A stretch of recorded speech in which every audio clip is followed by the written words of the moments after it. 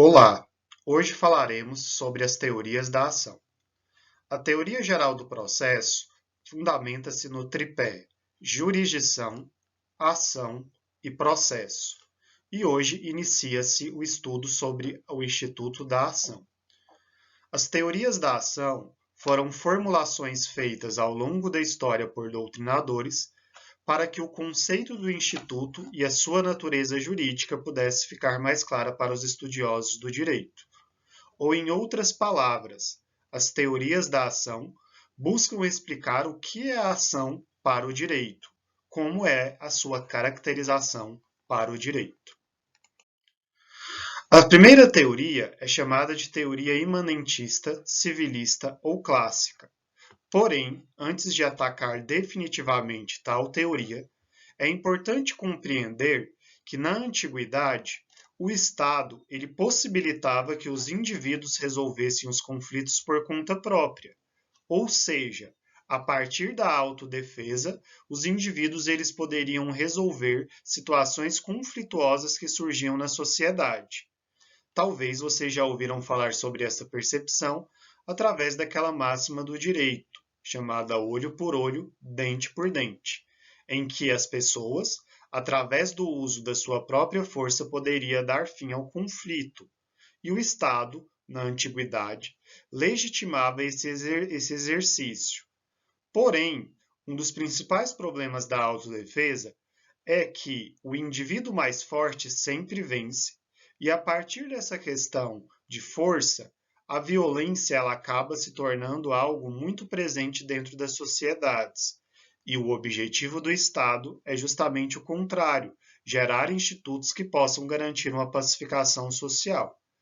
Em outras palavras, a legítima defesa ocasiona a perpetuação do conflito e a violência dentro da sociedade e não consegue gerar uma situação de paz social.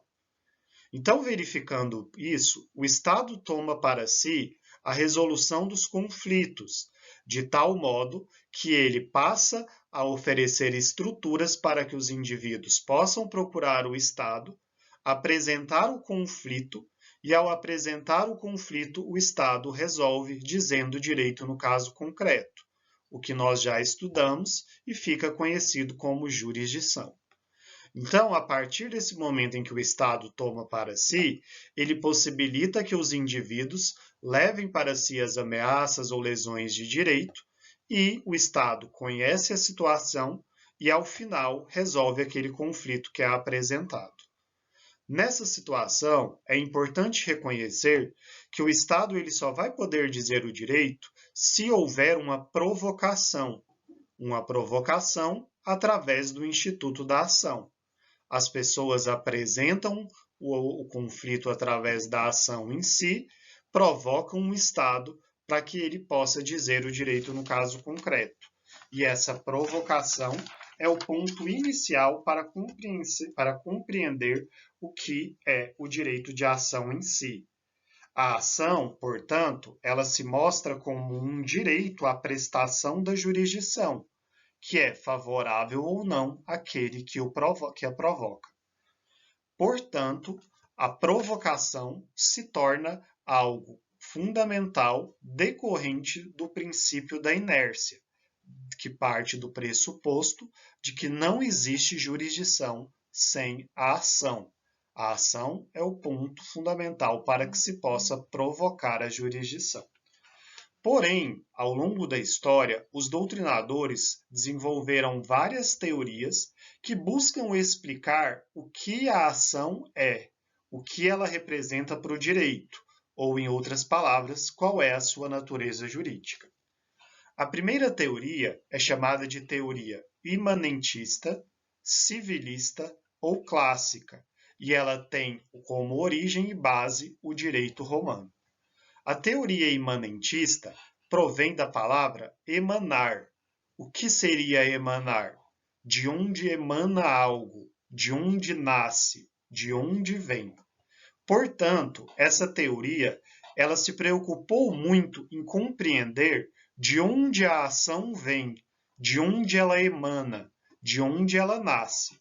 E aí, a primeira formulação estabelece que para a teoria imanentista, a ação ela é o próprio direito material, que, ao se ver lesado, quando o direito material é lesado, a ação surge como uma decorrência lógica de ameaça de dano ou dano efetivo a esse direito material.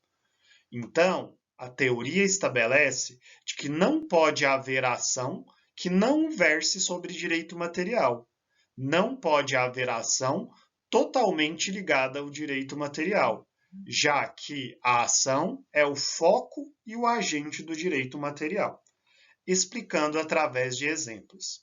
Quando se analisa o direito de garantia dentro da esfera consumerista, podemos verificar a seguinte situação. Ao comprar uma determinada televisão, o indivíduo espera que o seu direito de garantia seja respeitado. Comprou uma televisão e, ao chegar em casa, ao ligar, ela não funciona.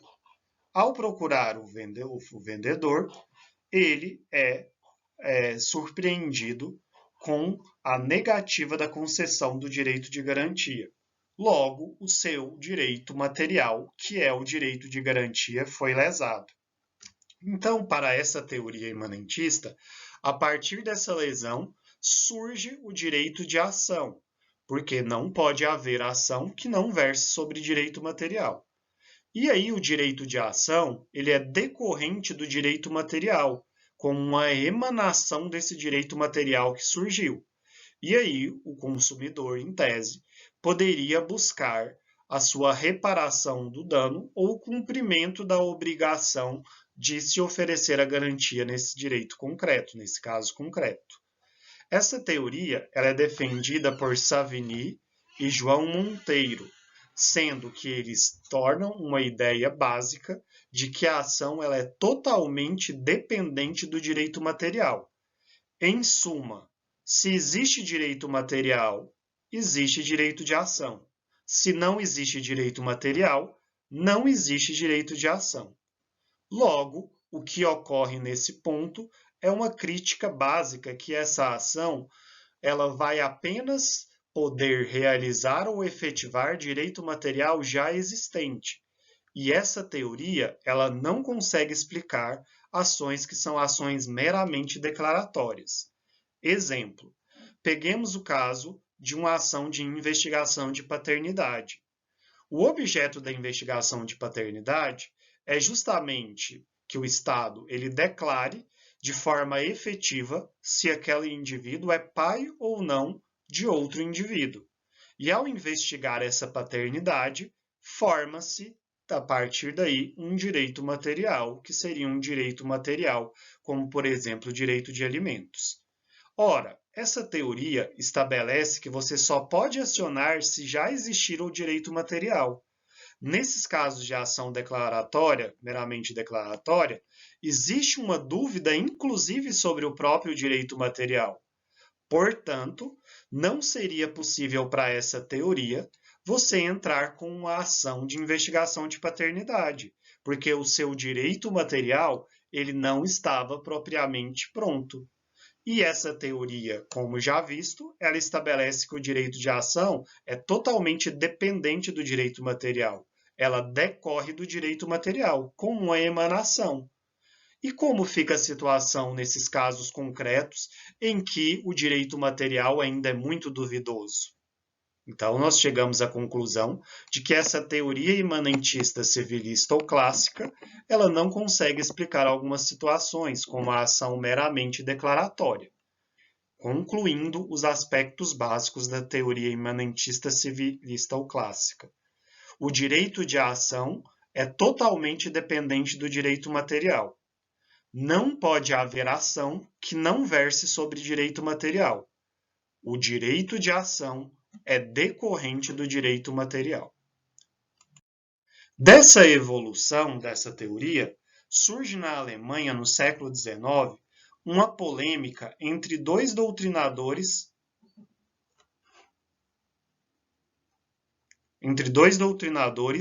básicos que estudavam o Instituto da Ação, que seriam o Entscheid e Milter.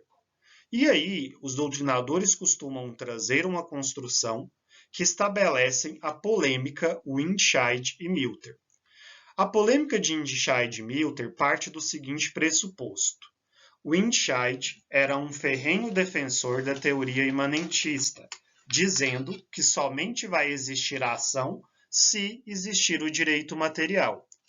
Porém, Milter discordava dessa visão, entendendo que direito de ação é uma coisa e direito material é outro. Existe uma ligação entre eles, mas não uma dependência. Ou seja, Milter tenta convencer o Windscheid de que a ação é um direito autônomo do direito material. Eles se ligam? Sim, mas não são dependentes. Eles se ligam, mas um não depende do outro para que possa nascer. E aí, a partir dessa polêmica, Milter consegue convencer o Windscheid de que a ação ela é autônoma, chegando-se a um consenso. Como assim a ação é autônoma? Uma coisa é você analisar o direito material e outra coisa é você usar o direito de ação. E aí, você, inclusive, pode usar o direito de ação se você possui dúvidas sobre o direito material, sendo que eu não condiciono, sendo que eu não torno como condicional o direito de ação à existência prévia do direito material. E aí, essa polêmica ela é muito importante, porque dessa polêmica, o consenso de autonomia da ação é criado. O ponto de partida dessa questão da autonomia nasce da polêmica criada entre Windscheid e Milter para a reelaboração do conceito de ação. Então, Milter combatia as ideias de Windscheid e, a partir das discussões entre os dois, chega-se ao consenso e fundamenta-se a base de que a teoria da ação é uma teoria da ação autônoma e não uma teoria de dependência do direito material, como estabelecia a teoria imanentista civilista ou clássica. Então, resumindo os pontos que vimos aqui nessa primeira caracterização. A teoria imanentista civilista ou clássica é uma teoria que estabelece que a ação é totalmente dependente do direito material. Dessa teoria surgem polêmicas que tentam discutir o conceito de ação. E a mais fundamental é a polêmica entre Windscheid e Milter, que, ao partir dessa polêmica, chega-se ao consenso de que a ação ela é autônoma do direito material. Ou, em outras palavras, a ação não é dependente do direito material. Feita essa primeira visão, então podemos concluir que essas teorias são teorias importantes para a evolução do conceito de ação, que nós continuaremos posteriormente com outras teorias até chegar à questão moderna.